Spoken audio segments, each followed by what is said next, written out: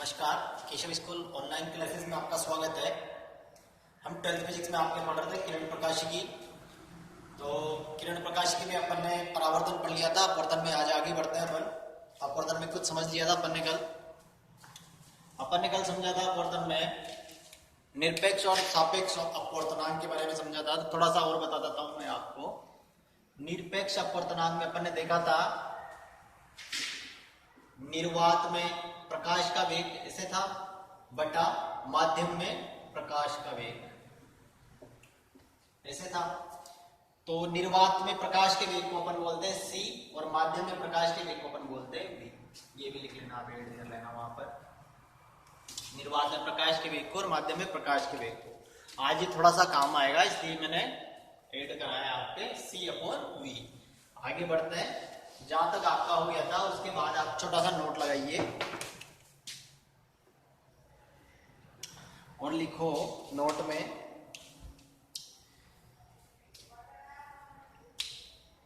आपने देखा था कि अपवर्तन में जब अपन ने पढ़ा था तो लिखा था कि जब प्रकाश एक माध्यम से दूसरे माध्यम में प्रवेश करता है तो उसका वेग और तरंग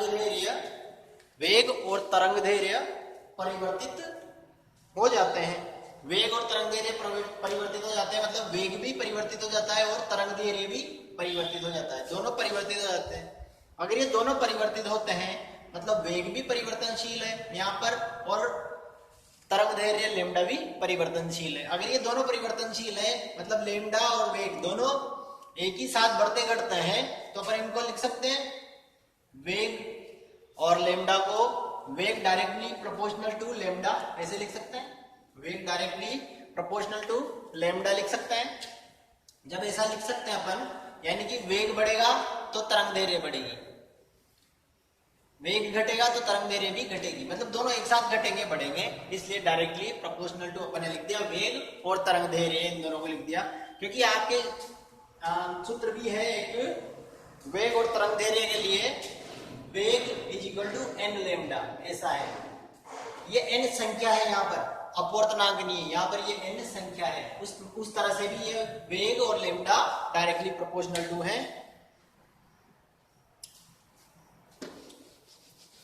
तो वेग डायरेक्टली प्रोपोर्शनल टू अपन ने लेमडा लिख दिया। जब वेग डायरेक्टली प्रोपोर्शनल टू लेमडा लिख दिया तो आप यहाँ पर लिख सकते हैं कि ऐसा हो गया, अर्थात अलग अलग तरंग दैर्घ्य की तरंगें अलग अलग वेग से गति करेगी। अलग अलग तरंग दैर्घ्य की तरंगें किरणें अलग अलग वेग से गति करेगी, ऐसा लिख सकते हैं अपन। लिखो, अर्थात अलग अलग तरंग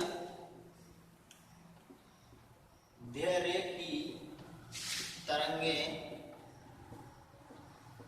अलग अलग वेग से गति करेगी।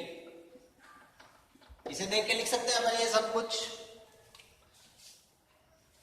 अगर अपन ने ऐसा लिखा तो अपन एक चीज और जानते हैं। अपन ने क्या देखा था, n is equal to c/v। अगर अपन देखें तो n इनडायरेक्टली प्रोपोर्शनल टू है इसके, यानी कि n directly proportional to 1/v।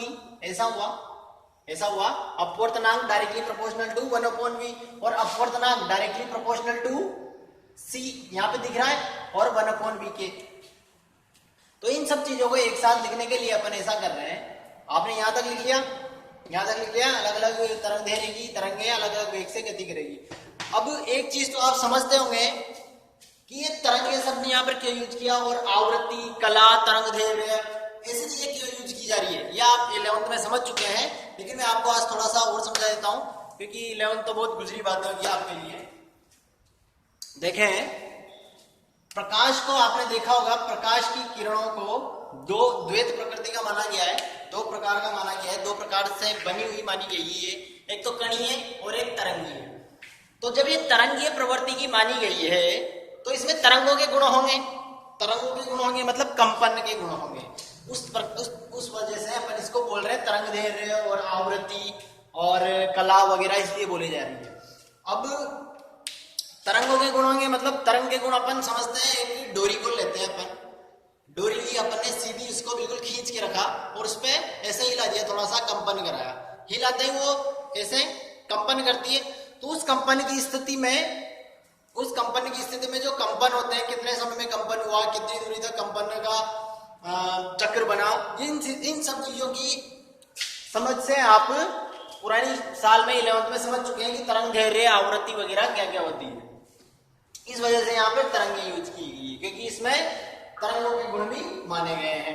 यहां तक हो गया आपके। इसके बाद आप जानते हैं, अपन लिख सकते हैं, हम जानते हैं कि n directly proportional to 1 upon lambda, ये लिख सकते हैं, क्योंकि क्या था आपके n is equal to c upon lambda, c upon v था, और v किसके डायरेक्टली प्रोपोर्शनल किया अपन ने, लेमडा के, तो ये यहाँ पे लेमडा आया, तो n directly proportional to 1 upon lambda लिख सकते हैं, लिख सकते हैं। हम जानते हैं कि n directly proportional to 1 upon lambda, और यहां पर अपन जान चुके हैं v directly proportional to lambda.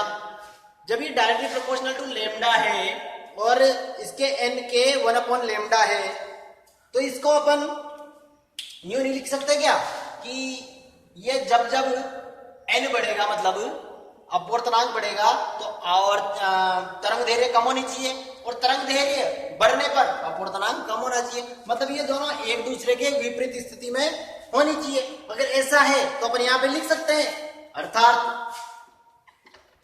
अर्थात इस चीज को अपन ने यहां से पुट किया, क्योंकि अपन ने यहां पर बनाया था n बराबर c अपॉन v, तो v को डायरेक्टली प्रोपोर्शनल टू लेमडा किया, इसलिए यहाँ पर लेमडा लिख लिया।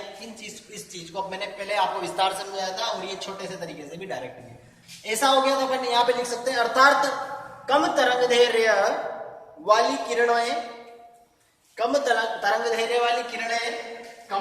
कम अपवर्तनांक की होगी, कम तरंग दैर्ध्य वाली किरणें कम अपवर्तनांक की होगी, यानी कि कम तरंग दैर्ध्य वाली किरणों का अपवर्तनांक भी क्या होगा, कम तरंग दैर्ध्य वाली किरणों का अपवर्तनांक कम होगा। ये अपन लिख चुके हैं। ये चीज आपके आगे क्वेश्चंस वगैरह में काम आती है, तो मैंने लिखवाया है। नोट आपके 2-3 जगह मैंने आपके अगर नोट लिखा है, तो नोट का मतलब क्या हुआ ये आप देख लें।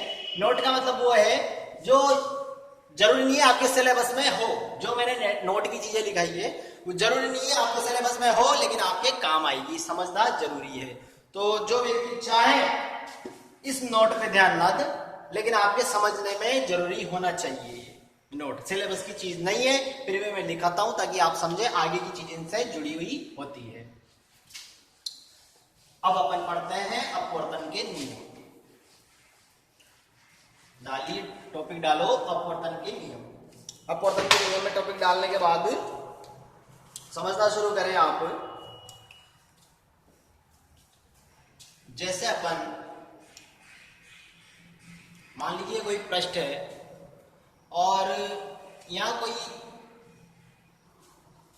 किरण आपतित की अपन ने, ये किरण आपतित की।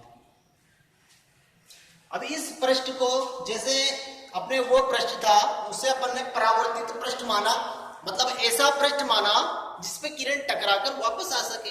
माना ही तो है, ऐसा पृष्ठ माना है, तो इसे अपन कौन सा पृष्ठ मानते हैं, अपवर्तित पृष्ठ, मतलब ऐसा पृष्ठ मानते हैं जिस पर किरण टकराए और सीधी निकले, इससे किरण आर पार निकले, इसे ऐसा पृष्ठ माना है। अगर इसे ऐसा पृष्ठ माना है अपन ने, तो जहां पर किरण इस पृष्ठ से टकराई, यहां पर तो पहले अपना क्या बनेगा, अभिलंब। ये अपन पढ़ चुके हैं, क्या बनेगा, अभिलंब। अभिलंब के बारे में मैं आपको बता चुका हूं, जहां पर ये किरण टकराएगी वहां पर अभिलंब बनेगा आपके।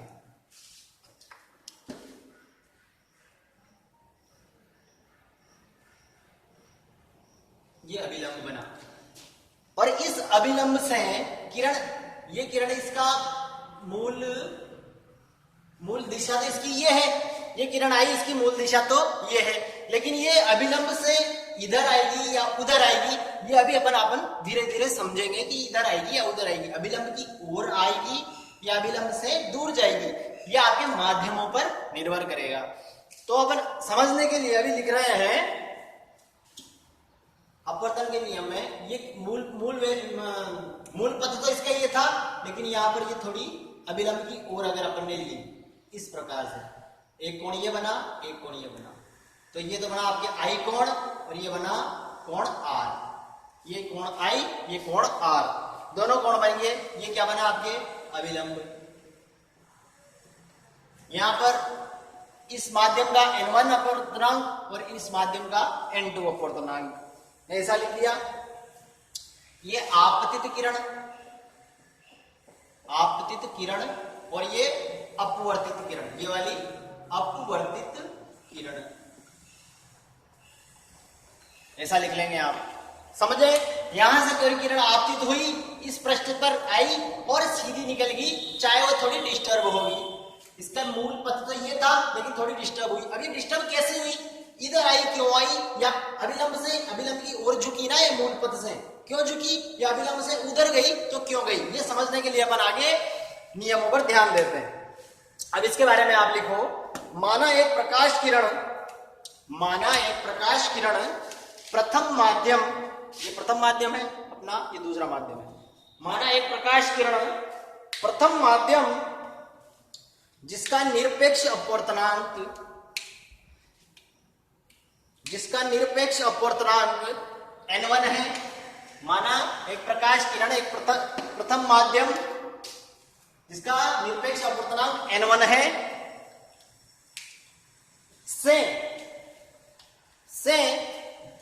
से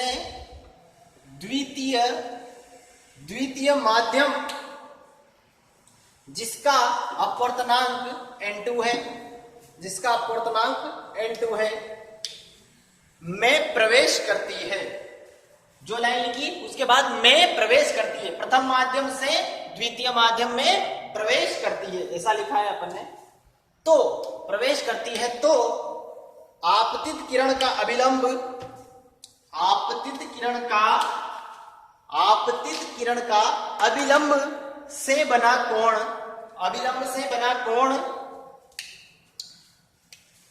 कोण I, अभिलंब से बना कोण I, वो अपवर्तित किरण का, वो अपवर्तित किरण का अभिलंब से बना कोण R,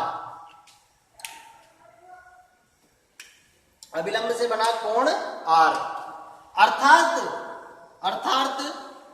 अपवर्तन कोण, अपवर्तन कोण बराबर कोण R है। यहां पर ये लिख लिया अपन ने, इसलिए बोले हैं अर्थात अपवर्तन कोण कोण R है, ठीक है। इसके बाद आप लिखें अपवर्तन के नियम, तो आपने टॉपिक डाल लिया था, तो फर्स्ट डाल लो, फर्स्ट डाल के लिखो,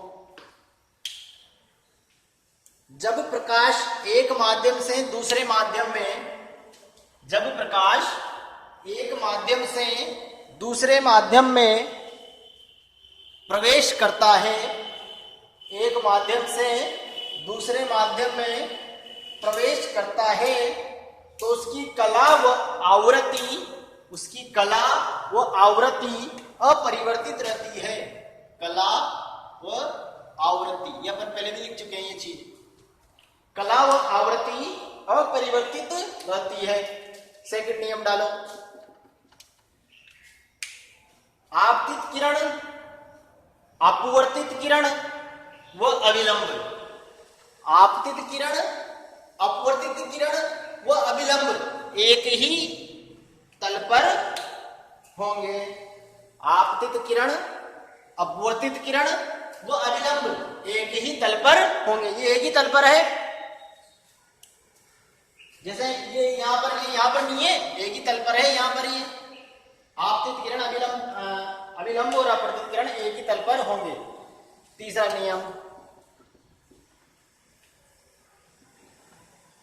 आपतन कोण की ज्या, आपतन कोण की ज्या, ज्या मतलब गणित वाले समझ गए होंगे, ज्या मतलब साइन। आपतन कोण की ज्या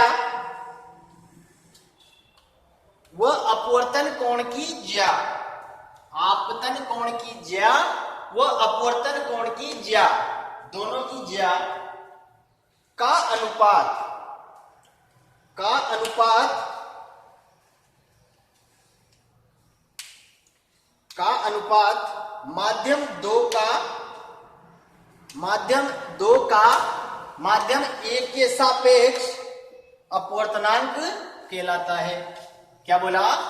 आपतन कोण की ज्या वो अपवर्तन कोण की ज्या का अनुपात माध्यम एक का माध्यम दो के सापेक्ष अपवर्तनांक कहलाता है। अभी सूत्र भी लिखेंगे। कहलाता है अर्थात ऐसा लिखने के बाद अर्थात आपतन कोण की ज्या, आपतन कोण ये कोण आई, इसकी ज्या मतलब साइन आई, साइन आई, साइन आई, आई आप ये साइन आई, ठीक है, बटा अपवर्तन कोण की ज्या मतलब साइन साइन आर, साइन आई बटा साइन आर। ये क्या होता है? प्रथम माध्यम का माध्यम दो का माध्यम एक के सापेक्ष अपवर्तनांक, माध्यम दो का माध्यम एक के सापेक्ष अपवर्तनांक। अगर मैंने वहां गलत लिखा दिया हो तो सही कर लेना। आपतन कोण की ज्या अपवर्तन कोण की ज्या का अनुपात माध्यम दो का माध्यम एक के सापेक्ष अपवर्तनांक होता है। माध्यम दो का माध्यम एक के सापेक्ष अपवर्तनांक होता है। ये अपन अच्छी तरह समझ चुके हैं कि इसका मतलब क्या होता है, दो का एक के सापेक्ष अपवर्तनांक। ऐसा लिख चुके हैं आप। ऐसा लिखने के बाद आप लिखो इस चीज को अपन क्या लिखते हैं, इस चीज को एक्स्ट्रा में बता रहा हूं मैं आपको, रफ में मतलब इस चीज को क्या लिखते हैं, n21 को क्या लिखते हैं, n2 बटा n1 मतलब दो का एक के सापेक्ष अपवर्तनांक। ऐसा ही लिखते हैं। जब इसे अपन ऐसा लिखते हैं तो अगली स्टेप में अपन ऐसा लिख सकते हैं, नहीं लिख सकते हैं, साइन आई बटा साइन आर बराबर n2 बटा n1। ऐसा लिख सकते हैं, नहीं लिख सकते? लिख सकते हैं। जब आप इसे ऐसा लिख सकते हैं तो इस r को इधर गुणा कर सकते हैं, इस n1 को इधर गुणा कर सकते हैं, साइन r को इधर और इस n1 को इधर कर सकते हैं। तो अपन इसे इधर क्या लिखेंगे, sign i n1 sign, n1 को उधर गुणा किया तो n1 साइन i बराबर n2 साइन r। ऐसा लिख सकते हैं, नहीं लिख सकते? बिल्कुल लिख सकते हैं। n1 साइन i बराबर n2 साइन r। ऐसा लिख सकते हैं, ऐसा लिख सकते हैं। तो ये आपके इंपॉर्टेंट चीज होगी, इसे बोलते हैं स्नेल का नियम। स्नेल का नियम, स्नेल का नियम यहां पर लिख लो, यह स्नेल का नियम है। स्नेल का नियम है, अपन ने निकाला है फिर बाद में बोला है यह स्नेल का नियम है। ऐसा लिख चुके हैं आप, स्नेल का नियम है। अब लिखो स्नेल का नियम लिखने के बाद इसी के साथ ही लिखना है। अपन क्या लिख रहे हैं, साइन आई बटा साइन आर बराबर n2 बटा n1। ऐसा लिखकर से इस से पूरा मिटा देता हूं, दूसरी चीज शुरू कर रहे हैं। इसके साथ में लिखना है, मतलब दूसरा टॉपिक नहीं डालना। साइन आई बटा साइन आर बराबर n2 अपॉन n1 से। ऐसा अपन ने सीखा है, आगे कैसे लिखा है, ये सीखा है से। फिर डालो केस फर्स्ट। ऐसा लिखने के बाद से केस फर्स्ट, मतलब इस नियम से केस फर्स्ट। क्या केस फर्स्ट बनेगा आपके, अगर केस फर्स्ट मतलब अगर n2 बड़ा हो n1 से, क्या n2 बड़ा हो n1 से, तो कोण I भी बड़ा होगा R से, तो I भी बड़ा होगा R से। ये भी लिख सकते हैं। अगर ऐसा है तो I भी बड़ा होगा R से, I भी बड़ा होगा R से। जब I बड़ा होगा R से तो आप लिखो अतः सघन माध्यम में अपवर्तन कोण कम हो जाता है। अतः सघन माध्यम में अपवर्तन कोण कम हो जाता है। इसे क्या लिखा, क्या करें समझेंगे अभी। आपतित किरण, ये आपके अभिलंब और ये अपवर्तित किरण। क्या बोला, ये n2 n1, n2 बड़ा है n1 से, यानी कि ये अपवर्तनांक ज्यादा है इससे, इसका अपवर्तनांक ज्यादा है इससे, इसका अपवर्तनांक ज्यादा है इससे, यही तो बात हुई अपने, n2 बटा n1 का मतलब यही तो ज्यादा हुआ, ये यहां पर n1 है, यहां पर n2, मतलब अपवर्तनांक किसका ज्यादा हुआ, इसका अपवर्तनांक ज्यादा हुआ इससे, इस माध्यम का अपवर्तनांक ज्यादा हुआ इससे, यानी कि ये सघन माध्यम है, इससे ज्यादा सघन माध्यम है, ये विरल माध्यम हुआ, ये सघन माध्यम हुआ, यूं समझ लीजिए, ये हवा हुआ, ये पानी हुआ, क्योंकि इसका अपवर्तनांक ज्यादा है इससे, अपने यहां पे बोला n2 ज्यादा है n1 से, यानी कि इसका अपवर्तनांक ज्यादा है इससे, यानी कि इसको अपन विरल माध्यम मान रहे हैं, इसको सघन माध्यम मान रहे हैं। अगर इसको विरल और इसको सघन माध्यम मान रहे हैं तो आगे क्या बन रहा है अपने, कोण I बड़ा आ रहा है कोण R से, कोण I बड़ा आ रहा है कोण R से, यानी कि ये सघन माध्यम है, ये विरल माध्यम है, तो I बड़ा आ रहा है R से, यानी कि R छोटा होगा I से, I वैसा का वैसा कोण कहां बन रहा था, ये कौन सा कोण होता आपके, ये I होता, लेकिन I नहीं बन के कौन सा बन रहा है R, और R क्या है, I से छोटा, R क्या है, I से छोटा, R आपके I से छोटा है, मतलब सघन माध्यम में अपवर्तन कोण कम हो जाता है, ये सघन, ये विरल माध्यम, ये सघन माध्यम, जब विरल माध्यम से किरण सघन माध्यम में आ रही है तो अपवर्तन कोण क्या हो रहा, ये यहां से तो सीधा आता, लेकिन ये नहीं आगे ये आ रहा है, यानी कि कम हो रहा है, अपवर्तन कोण कम हो रहा है, यही अपन ने लिखा है, सघन माध्यम में अपवर्तन कोण कम हो रहा है, ये चीज आप समझ चुके हैं। मैं पहले बोला था आपसे मैंने कि अगर अपन आगे समझेंगे कि किरण अभिलंब की ओर झुकेगी या अभिलंब से दूर जाएगी, ये चीज अब समझ रहे हैं। पिछली क्लासों में भी आपसे सर ने समझाया तो होगा, लेकिन बोला होगा कि इसका मूल कारण आपको आगे समझने में पड़ेगा, आगे समझने को मिलेगा, तो वो आपको ये मिला है।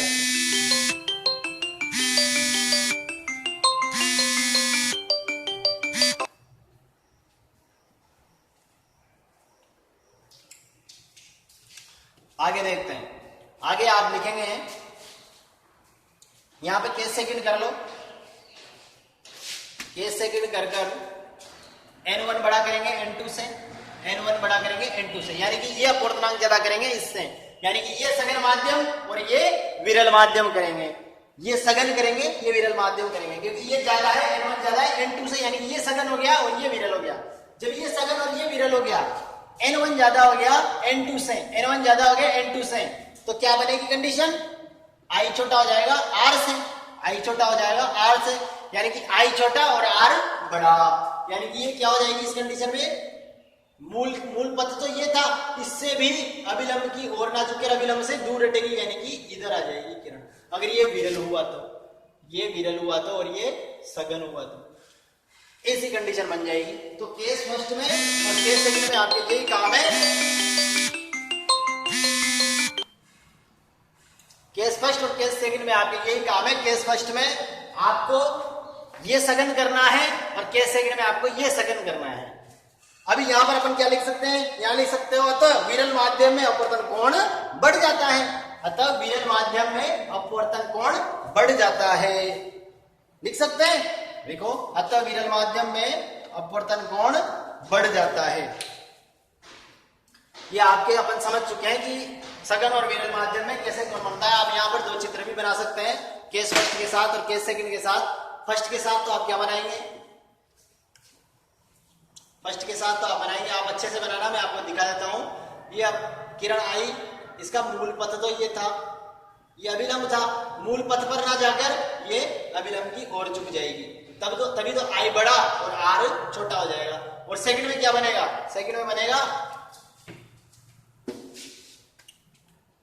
ये आपके किरण आई, आपतित किरण, मूल पथ ये था और ये अभिलंब था, तो ये विरल माध्यम में आई, विरल माध्यम में आई तो अभिलंब से दूर हटेगी, अभिलंब से दूर हटेगी तो यहां पर आएगी, इस यहां पर बनेगी, यानी कि ये I और ये R, ये I छोटा होगा R बड़ा होगा इस कंडीशन में। इसमें क्या है, ये सघन है, ये सघन है और ये विरल है, और यहां पर ये विरल है और ये सघन है। ये केस फर्स्ट का चित्र है, ये केस सेकंड का चित्र है, ये आप बना सकते हैं, ठीक है। इसके आगे अपन कल पढ़ेंगे। आप ये चीज समझ चुके हैं, स्नेल का नियम अपन ने पढ़ लिया, स्नेल का नियम और कोण कैसे बनेगा, छोटा बनेंगे, बड़े बनेंगे, सघन में क्या होगा, विरल में क्या होगा, ये अपन सीख चुके हैं। धन्यवाद।